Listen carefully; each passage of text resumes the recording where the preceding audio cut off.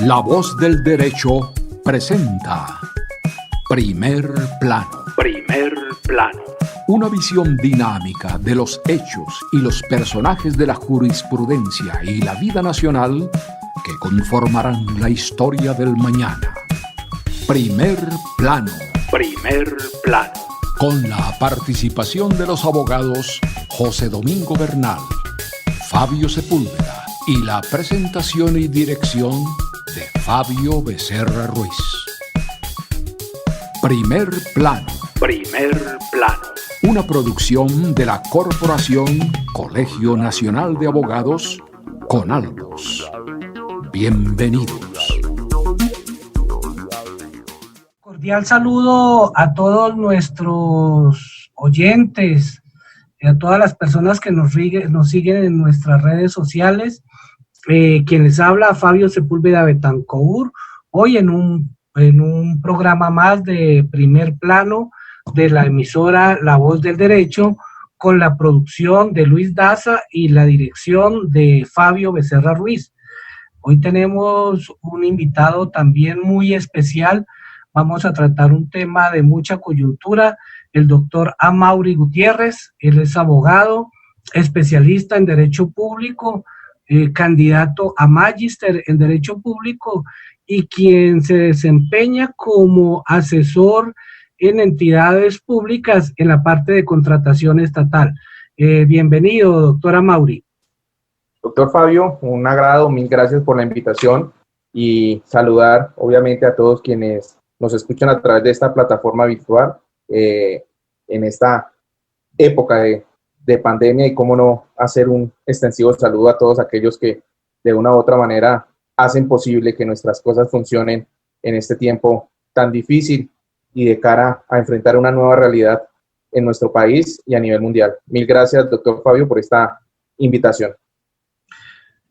Bueno, nosotros el tema que es bien álgido en esta época de pandemia es lo que tiene que ver con la contratación estatal y todo lo que los contratos que tienen que hacer las entidades públicas para contrarrestar todo lo que tiene que ver con el control y la atención del COVID-19.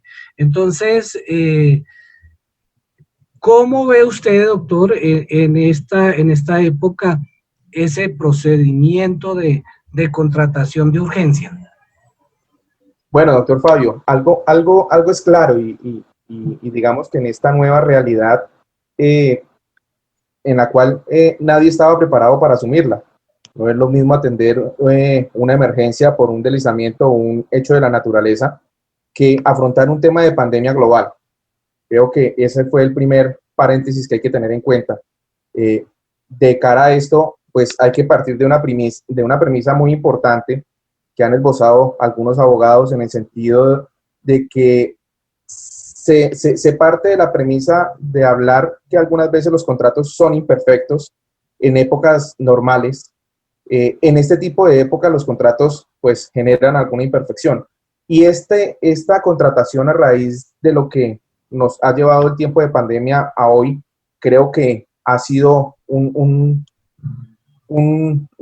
constante evolución frente a los riesgos, frente al tema financiero, frente al tema jurídico. Creo que los retos han sido mucho más grandes a asumir por parte de las entidades territoriales más que todo, pero creo que eso ha conllevado a que de una u otra manera el impacto económico que hemos tenido, no solamente en nuestro territorio nacional, sino a nivel global, hace que la realidad jurídica desplace esa zona en la que veníamos trabajando algunos en el sector de contratación estatal, y hace que precisamente en estos tiempos de COVID los retos sean mayores previo a unas tipologías, digámoslo de una forma, si se me permite, express, para poder suplir esas necesidades de nuestros territorios y poder llegar a la población que necesita en este momento del Estado colombiano.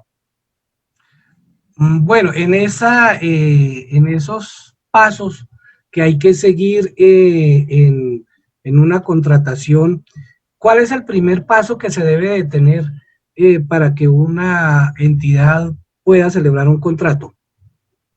Bueno, muy interesante esa pregunta porque realmente ahí es donde a veces, cuando uno está fuera de la entidad contratada estatal, evidencia realmente algunas falencias.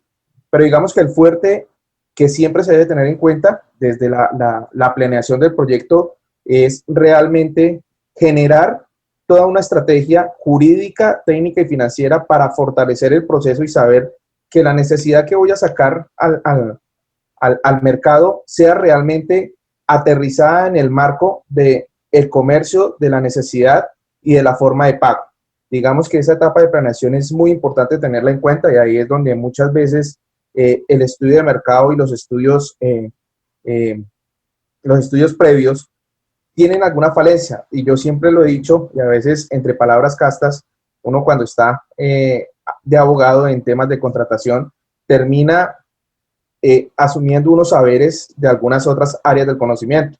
Y eso ha sido importante porque en esa construcción, cuando se tiene un equipo interdisciplinario que permita esa estructuración en la etapa de planeación, llámese financiera y llámese técnica, pues permite fácilmente fortalecer un estudio de mercado y un estudio previo muy aterrizado a la realidad. Hoy en día, y lo traigo a colación con lo que ha pasado desde el mes de marzo de esta vigencia, y es que las realidades han cambiado. Las realidades de los riesgos, el asumir esos riesgos, las realidades comerciales y mercantiles de hoy no son las mismas de las que teníamos en enero y febrero en el primer trimestre de este año.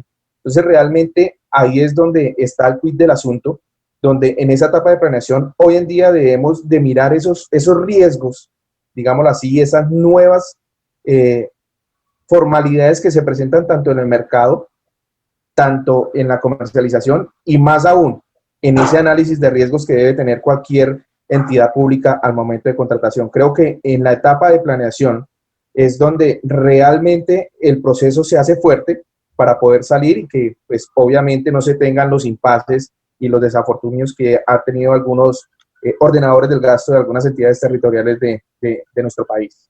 Entonces creo que en esa etapa de planeación es donde se conjuga un sinnúmero de saberes, donde se puede contar con un equipo interdisciplinario para poder fortalecer tanto esa parte que mencionaba anteriormente, la etapa comercial como la etapa financiera y obviamente un análisis de riesgo.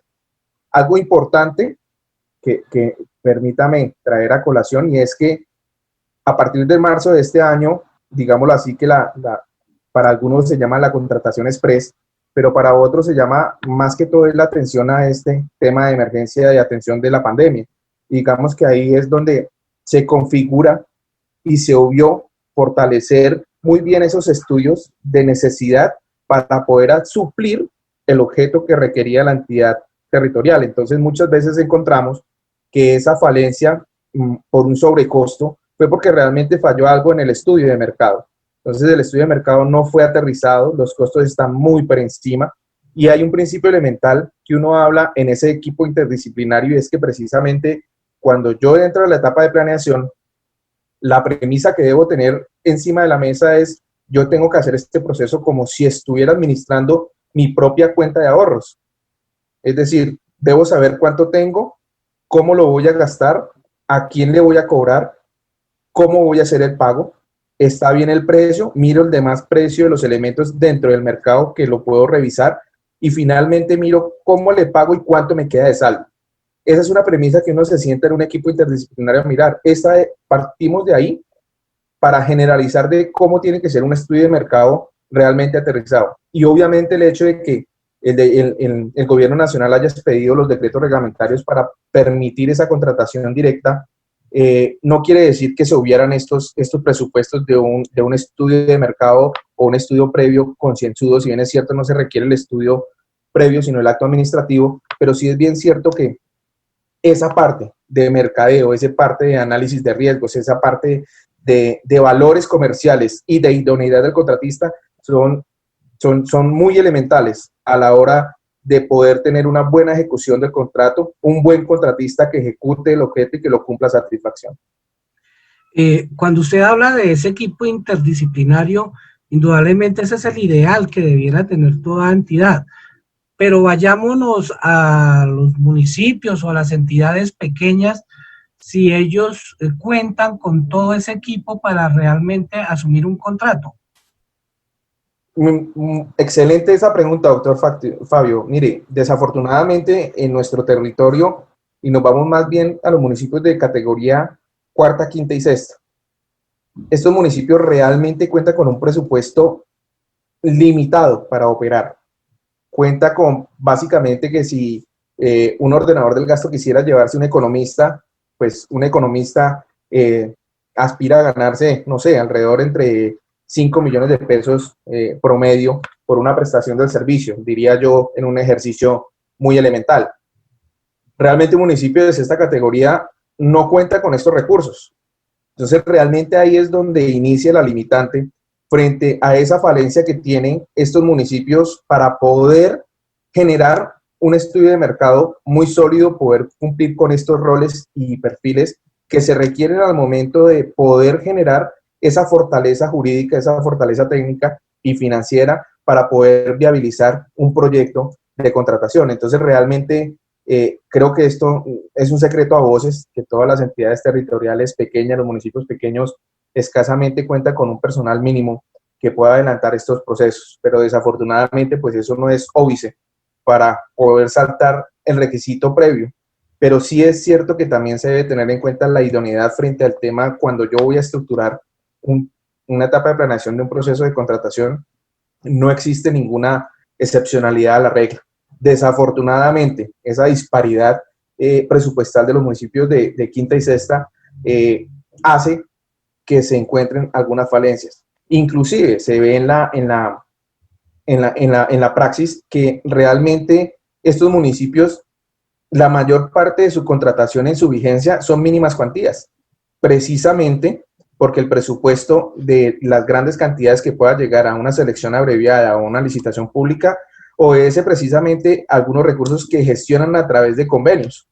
Muy pocas licitaciones llegan a municipios de esta categoría con presupuestos propios. Entonces, realmente ahí es donde hay una falencia en este ordenamiento territorial de nuestros municipios pequeños, pero bueno, sé que con toda la voluntad, los ordenadores del gasto y con toda la dedicación pueden sortear y han sorteado, de hecho, todas estas falencias de no poder contar con un presupuesto amplio que le permita tener un recurso humano suficiente para la etapa de planeación de los procesos de contratación. Adentrándonos ya en lo que tiene que ver, digamos, la pandemia y la declaratoria económica y social, ¿qué es lo que le permite esta declaratoria a estos entes territoriales y, bueno, a todas las entidades públicas?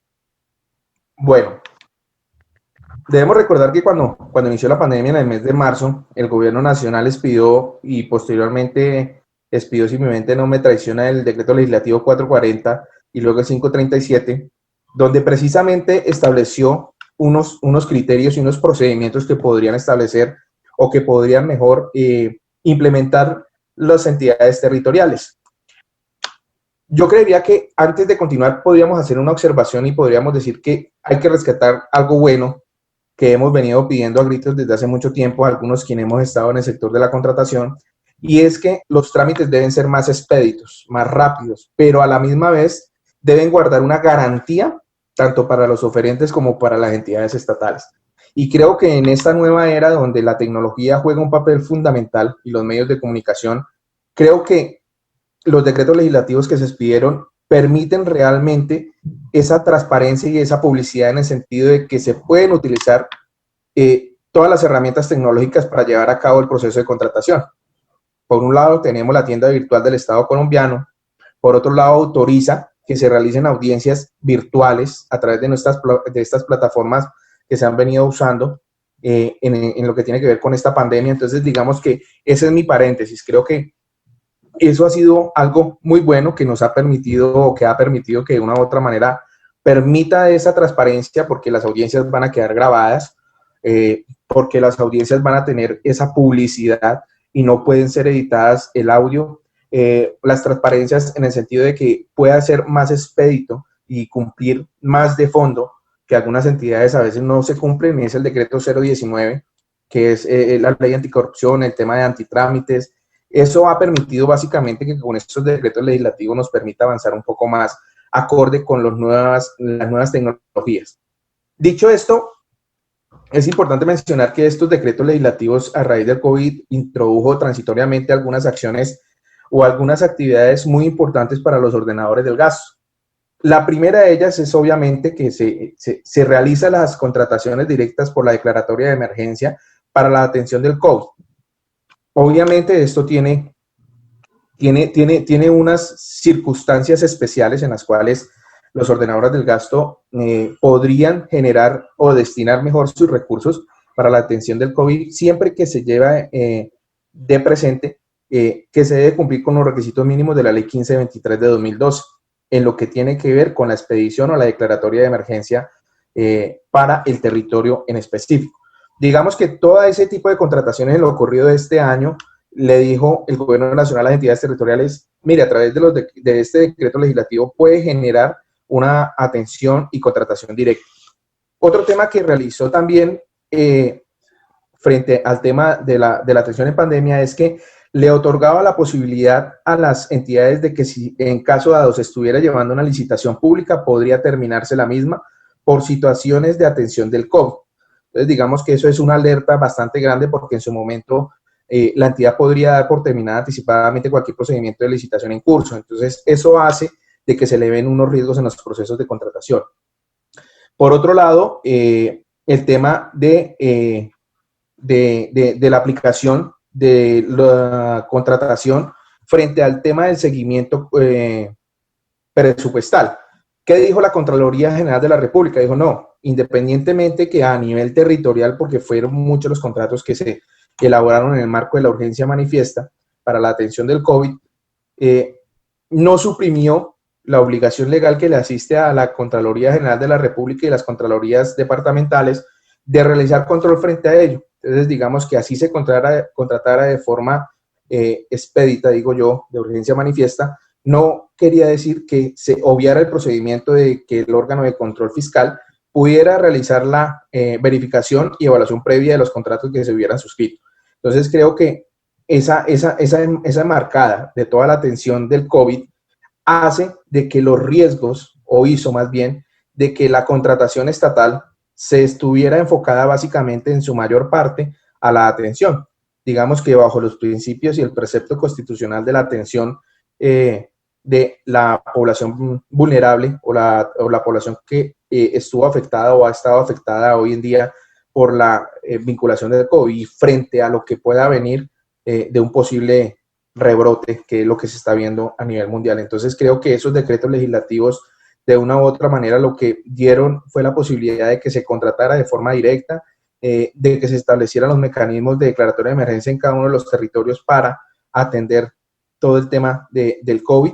Entonces creo que ahí lo que hizo fue generalizar en el territorio nacional la posibilidad de que los ordenadores del gasto de las entidades territoriales pudieran realizar este tipo de contrataciones de forma rápida para la atención del COVID. Entonces digamos que ahí frente a ese tema se evidenció, se garantizó obviamente también el pago a contratistas, se prohibió el tema de suspensión o terminaciones de contratos de prestaciones de servicios previo al impacto que podría generar en la economía territorial la suspensión, es decir, que envió una alerta a las entidades territoriales de no permitir las suspensiones o terminaciones de contratos de prestación de servicios. Entonces creo que fueron algunas situaciones muy interesantes que este decreto expidió, pero pues bueno, hay algunas cosas que conocemos ya en el ámbito nacional que ocurrieron. Es cierto, indudablemente que los decretos permitían eso, pero nosotros hemos visto en la práctica que muchos alcaldes y gobernadores entendieron mal o interpretaron mal la norma porque le dieron otra destinación.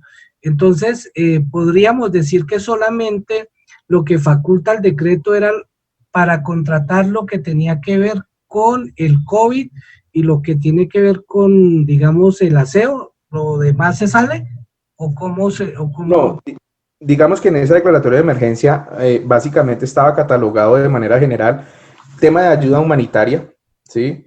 Temas de asistencia médica o elementos o implementos de asistencia médica de protección, ¿sí? de seguridad industrial frente a lo que se tiene que ver de los prestadores de servicio, los que estuvieran que estar en territorio para el tema de salud. Ayudas humanitarias, eso entendido en el ámbito de mercados, suplementos alimentarios, de ayudas económicas. Esa parte fue la que el decreto implementó que se podía atender a través de la declaratoria de emergencia. Claro está que para realizar ese tipo de contrataciones, algunos lo que tenían que haber expedido es el acto administrativo dentro de su territorio, declarando la urgencia que declaró el gobierno nacional, con todas las excepcionalidades, con todas las características y consideraciones que dentro de su población territorial considera que iba a atender.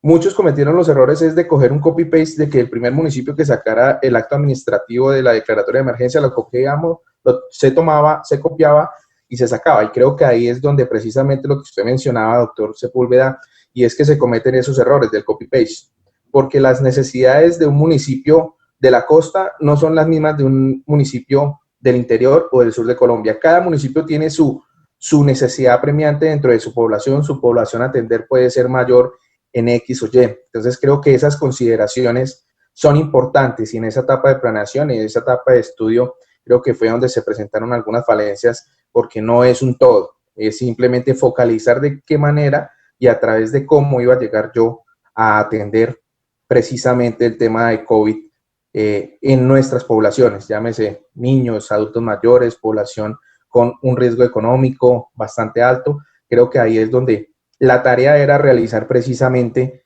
esa proyección de esa población que iba a atender y no meter de todo en este tipo de contratos, que fue lo que ocurrió en algunas situaciones y en algunos territorios que se metieron algunas cosas que no debieron haber estado incluidas, claro, y por supuesto que no debieron haber estado incluidas.